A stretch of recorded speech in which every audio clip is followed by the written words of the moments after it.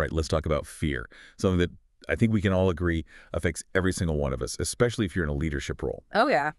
So we're going deep on this one, exploring Steve Davis's article, Fear, Face and Embrace All Resistance. Okay.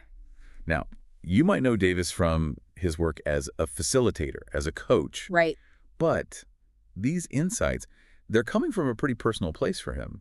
Yeah. Really seeing how fear can just completely paralyze even the most, seasoned leaders. He's seen it in himself. He's seen it in the people he works with. And what's so interesting is how he connects it right away to something I think we've all felt. That hesitation to speak up in a meeting, or just like that stuck feeling you get. Yeah. Yeah. It's like a universal experience. Yeah.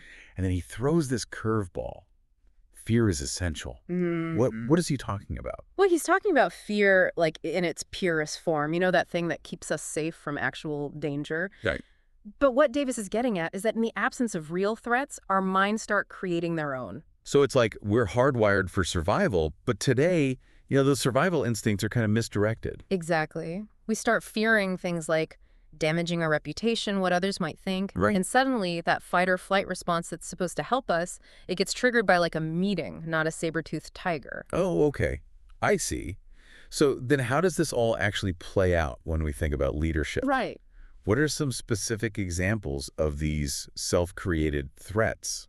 Well, think about a time you saw a team, and maybe they were hesitant to put out a bold idea. Right. Maybe they were afraid to be shot down or looking foolish. But that idea, it could have been a game changer. Davis saw this firsthand, He was watching this group where unspoken fear was practically choking the whole room. And I bet everyone lost out because of it. Yeah. The team, the organization, maybe the customers they were trying to serve. Yeah. It's not just an individual struggle. It's a collective thing, Absolutely. And it's fascinating how he describes what happens when he chose to act despite his own fear in a similar situation. He broke free, but his courage actually allowed the entire group to move forward. That's such a powerful example of how one person's courage can change everything. But Davis also talks about this idea of fear being tied to our own self-image. He calls it misuse of imagination. Right. What does he mean by that? Instead of picturing what's possible, what we could achieve, we get fixated on all the negative stuff. So we imagine failure, rejection. We think about all the ways our self-worth could take a hit. Oh, so we're using the same mental muscle imagination, but just in like a totally destructive way. We become our own worst enemies. Right, precisely. And this is what leads to that central question that Davis poses. Yeah. Why do we stay stuck in situations that are making us unhappy? Right. Why not just change? Well, yeah. It's easier said than done, Yeah. though, right? I mean, change is scary. Even if you're miserable, there's comfort in the familiar.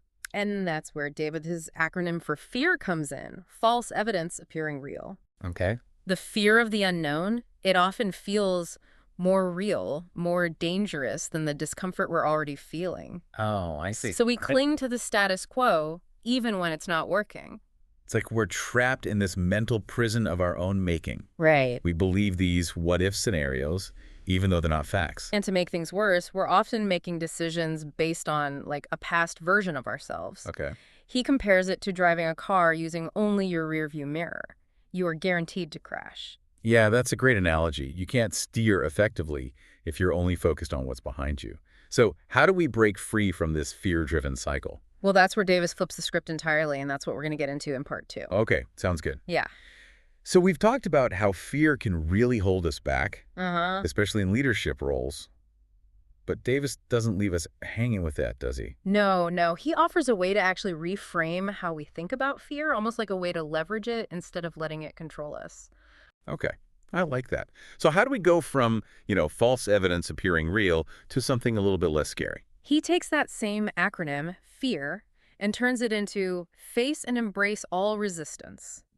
So it's about acknowledging those fears instead of trying to push them down or ignore them. Isn't the whole point to get rid of fear? It seems counterintuitive, but think of it this way. By resisting it, we actually give it more power. It festers and grows. Correct. So Davis argues that facing it head on, actually feeling it, is what lets us move through it. So it's not about becoming fearless, but more about learning to act in spite of the fear. Exactly. He even uses the analogy of a closed door. Like, instead of banging our heads against it, we can acknowledge the door, feel the resistance, and then start to look for a way around it. That's a really helpful image. Sometimes we get fixated on one path, one solution, and we forget to look for other options. So how do we actually start doing this? How do we put it into practice? Well, he really emphasizes the importance of paying attention to what he calls inner promptings. You know, those subtle little nudges that we get? Oh, yeah. The ones that tell us to take action, to try something new, or to finally speak up. I think we've all felt that, right? That little Yeah. voice inside saying, do this. Yeah, and even if it makes us a little uncomfortable, the key, he says, is to listen to those prompts, not dismiss them, Okay. because he sees those as signals almost guiding us in the right direction. But what if those prompts are telling us to do something that seems really daunting? Like, what if it's telling me to go for a big promotion, but I'm terrified of failing? Well, those fears are completely natural, but remember, facing the resistance isn't about ignoring those feelings. Uh-huh. It's about feeling them, acknowledging them, and then making the choice to act anyway. So taking a leap of faith, even if we're not sure where we'll land, Right. does Davis give any practical advice on how to actually do that? One of the things he recommends is starting small. Tackle some of those smaller tasks that we've been putting off. Maybe it's cleaning out that overflowing inbox. Maybe it's finally having that difficult conversation you've been avoiding, or just finishing up a project that's been sitting there. I can see how that would be helpful, like a warm-up for the bigger challenges. Exactly. Davis believes that taking action, even on something small, it builds momentum. Mm. It proves to ourselves that we are capable of overcoming resistance. And then that gives us the confidence to take on bigger obstacles. Snowball effect, right? Exactly. Each small win fuels the next one. And what's interesting is that he emphasizes how time-sensitive these inner promptings really are. Oh, okay. He believes that there's a reason we feel that urge to do something now, Yeah. and that putting it off actually just makes it harder. So it's not just anxiety then. Right. It's like our intuition telling us that the timing is right. That's how he sees it. Mhm. He really encourages us to trust those whispers, to act on them. You know, that's where the magic happens. He even shares stories of how something simple, like making a phone call that he'd been dreading, led to these huge unexpected breakthroughs. Wow, so this whole reframing of how we think about fear, it's pretty powerful. Yeah. But earlier we were talking about misuse of imagination. How does that fit into all of this? Yeah. How do we use our imagination for good instead of letting it scare us? That's where Davis gets into the power of vision, and that's what we're going to explore in part 3.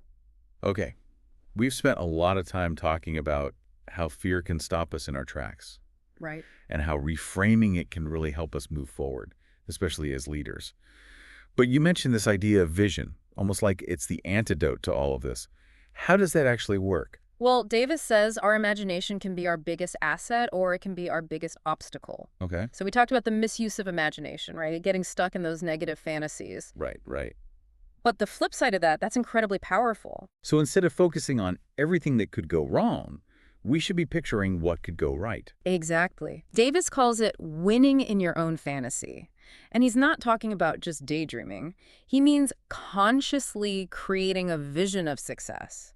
Something so compelling, so emotionally resonant, that it pushes us to actually take action. Okay, I see that. It's like having that mental roadmap, you know, Yeah. a clear destination in mind to help us navigate the challenges along the way. Yeah. But where do we even begin with that, creating that vision? Davis suggests taking a good look at our values. Yeah. Like what truly matters to us? What kind of impact do we want to make in the world? I can see how that would be crucial. Uh-huh. If our vision lines up with our values, it's going to be a lot more motivating. Absolutely. And once we have that understanding of our values and our purpose, then Davis says it's time to paint that picture of what success looks like. Okay. And not just a vague idea. He means a really detailed image, something we can connect with. So it's not just about goals then, it's creating an experience in our minds. Right. What would it feel like to actually achieve those goals? Exactly. What would we see, hear, even smell? The more senses we can bring into it, the more real it becomes. It's like planting a seed.